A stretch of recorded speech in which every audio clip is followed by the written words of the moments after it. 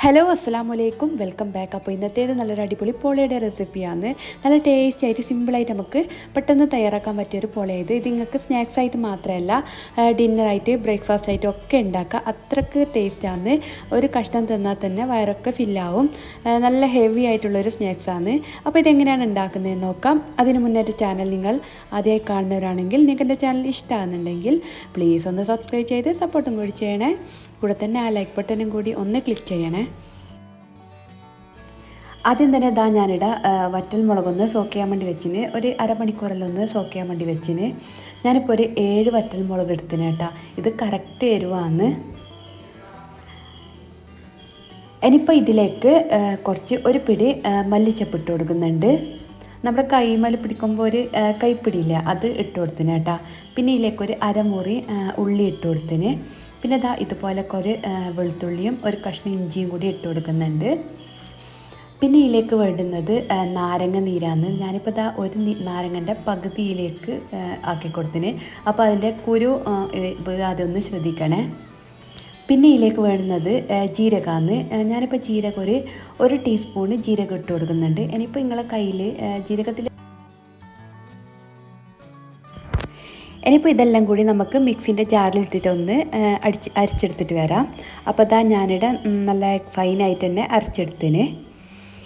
ഇനിയിപ്പോൾ ഇതിലേക്ക് വേണ്ടുന്നത് 3 മുട്ട ഞാൻ പുഴുങ്ങിയിട്ട് എടുത്തിന്. ഇനിയിപ്പോൾ ഇതുപോലെ ചെറിയ കഷ്ണങ്ങളായിട്ട് നമുക്ക് കടിക്കാൻ കിട്ടുന്ന പാകത്തിലൊന്ന് മുറിച്ചെടുത്തിട്ട് മാറ്റി വെക്കാം. ഇനിയിപ്പോൾ ഞാനിവിടെ ഒരു പാൻ അടുപ്പത്ത് വെച്ചിന്. അതിലേക്ക് 1.5 മുറി ഉള്ളി എടുത്ത് കൊടുത്തിന്. അപ്പോൾ ഇതിലത്തെ അരമുറിയാണ് നേരത്തെ ഞാൻ മറ്റേ മസാല അരക്കാൻ വേണ്ടിയിട്ട് ഇട്ടിനത്. ഇനിയിപ്പോൾ അതിൻ്റെ കൂടെ തന്നെ 2 പച്ചമുളക് ഇതുപോലെ വട്ടത്തിൽ അരിഞ്ഞിട്ടിന്. പിന്നെ കുറച്ച് കറിവേപ്പിലയും കൂടി ഇട്ട് കൊടുത്തിന്. ഇനിയിപ്പോൾ ആവശ്യത്തിനുള്ള ഉപ്പും മഞ്ഞൾപ്പൊടിയും കൂടി ഇട്ടിട്ട് ഉള്ളി നല്ലോണം ഒന്ന് വാട്ടിയിട്ടെടുക്കലാന്ന്.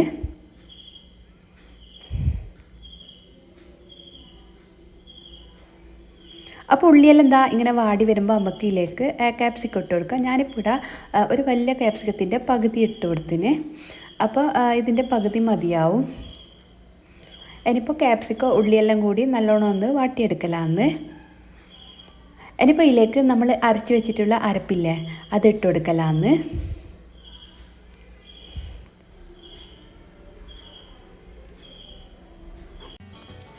ഇനിയിപ്പോൾ എല്ലാം കൂടി നല്ലോണം ഒന്ന് മിക്സ് ചെയ്തിട്ട് വാട്ടിയിട്ടൊന്ന് എടുക്കലാന്ന്. നമുക്കിതിലേക്ക് നമ്മൾ കഷ്ണാക്കി വെച്ചിട്ടുള്ള മുട്ടയില്ലേ, അതുകൂടി ഇട്ടിട്ട് നല്ലോണം ഒന്ന് ഇളക്കി കൊടുക്കുക. അപ്പോൾ നല്ലോണം ഒന്ന് ഇളക്കി കൊടുത്തതിന് ശേഷമില്ലേ നമുക്ക് അടച്ച് വെച്ചിട്ട് ഒരു 2-3 മിനിറ്റ് ഒന്ന് ലോ ഫ്ലെയിമിലൊന്ന് കുക്കാക്കിയിട്ടെടുക്കുക. അപ്പോൾ കുക്കാകാനൊന്നുമില്ല, പക്ഷേങ്കിൽ ഇതിലെ മസാലയെല്ലാം മുട്ടയിലെല്ലാം കൂടി നല്ലോണം ഒന്ന് പിടിക്കാൻ വേണ്ടിയിട്ടാണ്. അപ്പോൾ 3 മിനിറ്റെല്ലാം കഴിഞ്ഞ് നമ്മുടെ മസാലയുടെ റെഡി ആയിട്ടുണ്ട്. അപ്പോൾ മുട്ടയിലെല്ലാം നമ്മുടെ മസാലയെല്ലാം നല്ലോണം പിടിച്ചിട്ടുണ്ട്. അപ്പോൾ നമുക്ക് ഇനി ഇത് ഫ്ലെയിം ഓഫ് ആക്കിയിട്ടൊന്ന് മാറ്റി വെക്കാം. ഇനിയിപ്പോൾ ഈ ടൈമിലില്ലേ നമുക്ക് ഉപ്പ് ചെക്ക് ചെയ്തിട്ട് ഉപ്പ് കൂടി ഇട്ട് കൊടുക്കുക. പിന്നെ ഞാനില്ലേ കുറച്ച് ഗരം മസാലയും കൂടി ഇട്ട് കൊടുത്തിന് കേട്ടോ. പിന്നെ കുരുമുളക് പൊടിൻ്റെ ആവശ്യമില്ല. കാര്യം നമ്മളിട്ട അരച്ച വറ്റൽ മുളകിനെല്ലാം അത്യാവശ്യം നല്ല എരിവുണ്ട്. അപ്പോൾ നിങ്ങൾക്ക് അങ്ങനെ നല്ല എരിവ് വേണമെങ്കിൽ കുറച്ച് കുരുമുളകും കൂടി ഇടാം. അപ്പോൾ നമ്മുടെ മസാലയുടെ റെഡിയായി കേട്ടോ. ഇനിയൊരു ബാറ്റർ തയ്യാറാക്കണം. അതിനായിട്ട് ഞാനിപ്പോൾ മിക്സിൻ്റെ ജാറിലേക്ക് 1 കപ്പ് മൈദ ഇട്ട് കൊടുത്തിന്. ഇനിയിപ്പോൾ ഇതിലേക്ക് 2 മുട്ട പൊട്ടിച്ച് വയ്ക്കുന്നുണ്ട്.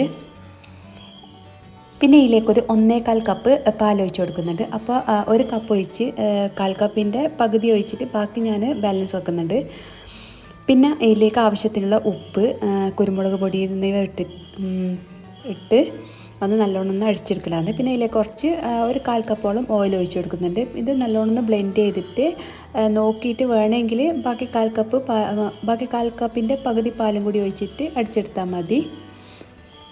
ഇനിയിപ്പോൾ ഞാനിവിടെ ഒരു പാൻ അടുപ്പത്ത് വെച്ചിന്. അതിലേക്ക് കുറച്ച് നെയ്യ് ഒഴിച്ച് കൊടുത്തിന്. ഗീ തന്നെ ഒഴിച്ച് കൊടുക്കാൻ വേണ്ടി ശ്രദ്ധിക്കുക. അതാണ് കുറച്ചുകൂടി നല്ല ടേസ്റ്റ് വരുന്നത്. ഇനിയിപ്പോൾ നമ്മൾ അരച്ച് വെച്ചിട്ടുള്ള ബാറ്ററിൽ നിന്ന് പകുതിയിലേക്ക് ഒഴിച്ച് കൊടുക്കലാന്ന്. എന്നിട്ടില്ല ഒരു 5 മിനിറ്റ് ലോ ഫ്ലെയിമിൽ നമുക്കൊന്ന് വേവിച്ചിട്ടെടുക്കാം. അപ്പോൾ 5 മിനിറ്റെല്ലാം കഴിഞ്ഞ് ഇനിയിപ്പോൾ നമ്മൾ ആക്കി വെച്ചിട്ടുള്ള മസാല ഇല്ലേ, അത് ഇതിൻ്റെ മുകളിലേക്ക് വെക്കലാന്ന്. നല്ല എലിക്കന്നെ എല്ലാ ഭാഗത്തേക്കും കൂടി ആയിട്ടൊന്ന് വെച്ച് കൊടുക്കലാന്ന്.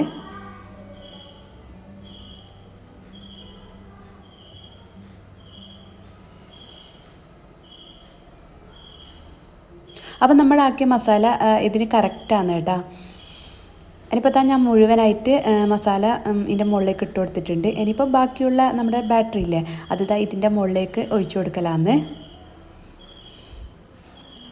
എന്നിട്ട് നമുക്കിതൊരു 5 മിനിറ്റ് ഒന്ന് മൂടി വെച്ചിട്ട് വേവിച്ച് കൊടുക്കുക. അപ്പോൾ ഈ ടൈമിലില്ലേ നമുക്ക് പഴയൊരു പാനോ വേറെ എന്തെങ്കിലും വെച്ച് കൊടുക്കുക കേട്ടോ അതിൻ്റെ അടിയിൽ. അപ്പോൾ കത്തിപ്പോന്നാറ്റാന്ന്. എന്നിട്ട് നല്ല ഹൈ ഫ്ലെയിമിൽ ഒരു 2-3 മിനിറ്റ് ഇട്ടതിന് ശേഷം പിന്നെ ലോ ഫ്ലെയിമിലാക്കിയിട്ടൊന്ന് വേവിച്ചിട്ടെടുക്കുക. പിന്നെ ഇങ്ങനെ ഹോൾസ് വരുന്ന സ്ഥലമില്ലേ ഗ്ലാസിൻ്റെ മൂടിയാണെങ്കിൽ ഇങ്ങനെ ഹോൾസ് ഉണ്ടാകും, അവിടെ ഒരു കടലാസറ്റം വെച്ചിട്ടൊന്ന് അടച്ചു കൊടുക്കണം കേട്ടോ. അല്ലെങ്കിൽ ഇങ്ങനെ വെള്ളം ഇട്ടിട്ട് നമ്മുടെ പോളിയൊരു വേവാത വരി ഉണ്ടാവും.